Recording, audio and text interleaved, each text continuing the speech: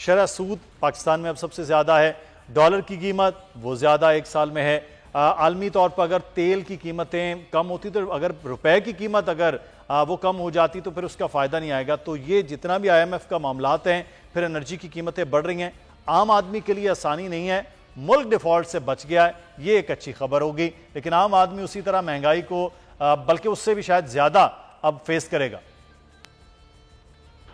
Sir यही है जो इस पे माहिरीन कह रहे हैं, इंटरनेशनल ऑर्गेनाइजेशंस कह रही हैं, हत्ता कि IMF कह रहा है, वो तो कह रहा है कि महंगाई रहेगी 25-26% पर महंगाई अब भी कहा जा रहा है।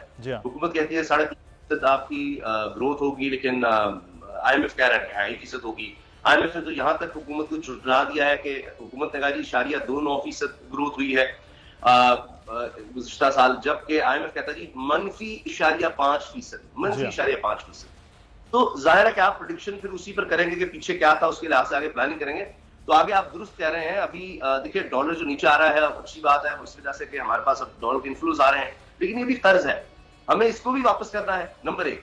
नंबर 2, ये मरहलावार है। क्या अगली आने वाली हुकूमत इसी तरह तो नहीं करेगी जिस तरह इस हुकूमत ने किया था कि जी नहीं हम नहीं जा रहे, आकर सब कह रहे नहीं देखें, ऐसे ना करें, मैं बात करूंगा, शराइत बड़ी सख्त है, उसके बाद तो आपको माननी पड़ी, बिजली आप महंगी कर रहे हैं।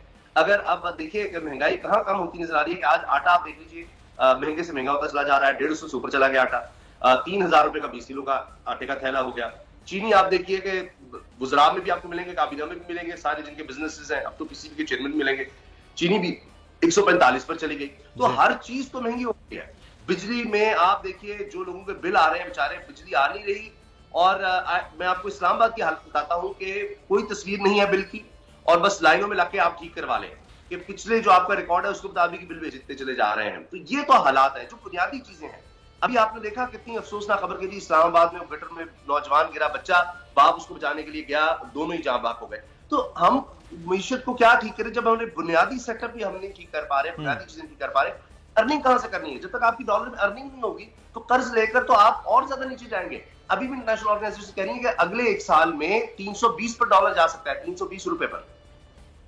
तो कर्ज लेकर जो है वो पीते थे मैं, तो अब फाका मस्ती हमारी रंग ला रही है ना उसामा साहब। लेकिन एक चीज़ जो है, इस 1 महीने की हुकूमत और उसमें उन्होंने जिस किस्म का बजट दिया उसमें फिर रिवाइव किया, लेकिन कुछ चीज़ें उन्होंने मनवा ली IMF के साथ।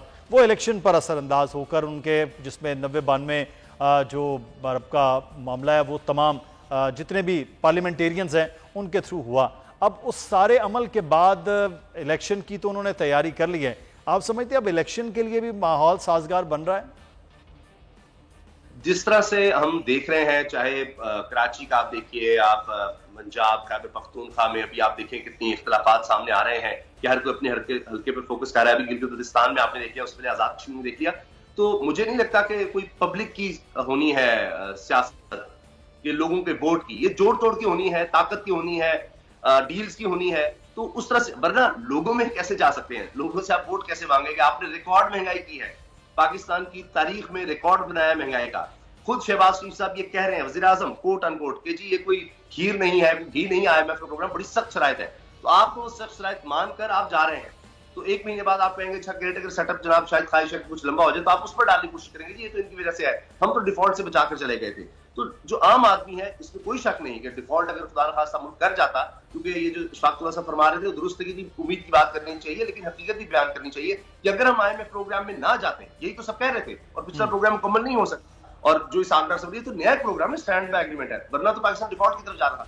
तो डिफॉल्ट से हम बच गए, ठीक है, बड़ी अच्छी बात है, लेकिन हमने अब सस्टेन करना है, कर्ज भी उतारने हैं, ग्रोथ की तरफ भी जाना है। तो जिस तरह से भी शरह सूद है, इसके साथ तो हम ग्रोथ का सोच नहीं सकते, इंडस्ट्रियलाइजेशन का सोच नहीं सकते। तो एक बैलेंस क्रिएट करना होगा अगले। अब बैलेंस कैसे करना है ये खासा मुश्किल काम है, क्योंकि हुकूमतें इस एक प्रोग्राम में 3 आनी है और उन्होंने कैसे मैनेज करना है। अगर आपको ये वीडियो पसंद आई है तो सब्सक्राइब कीजिए और बेल आइकॉन को प्रेस कीजिए। अपना घर यूं मईशत का पहिया भी घूमेगा, मजदूर भी सर उठा के जिएगा, खेतों में हरियाली लहराएगी, किसान भी खुशियां समेटेगा, वक्त गुजर उम्मीद के चिराग जलते रहेंगे, महंगाई से भी जान छूटेगी। फैसले पाकिस्तान जीता है और पाकिस्तान ही जीतेगा। बोल बनेगा अवामी मसाइल की आवाज। बात होगी मसाइल की, लेकिन हल के साथ। देखिए खुसूसी नशरियात मिशन मईशत बुध के रोज 1 बजे सिर्फ बोल न्यूज पर। सब्सक्राइब करें और बेल दबाएं ताकि कोई खबर रह न जाए।